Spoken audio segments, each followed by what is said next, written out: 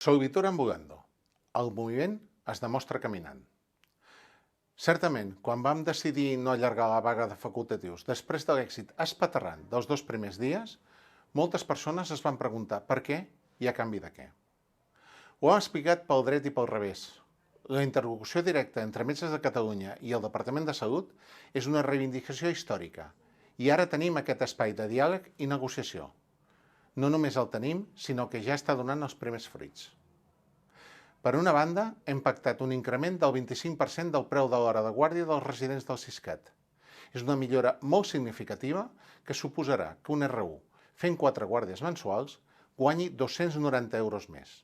Per un R4 i R5 seran 425 euros més. I no es quedarà aquí, perquè, com és comprensible, hem exigit que aquesta millora també s'apliqui als residents de l'ICS, perquè al contrari, no tindria cap sentit.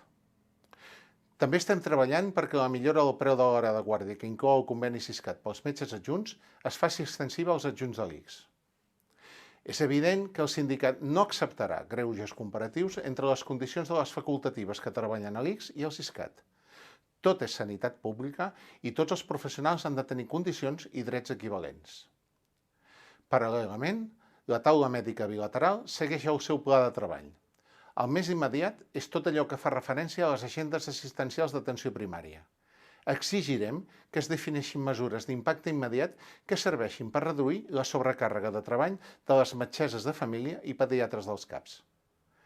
Vam dir que ompliríem de contingut i seríem exigents amb la utilitat i els resultats de la taula, i això estem fent. Seguim treballant i seguirem informant.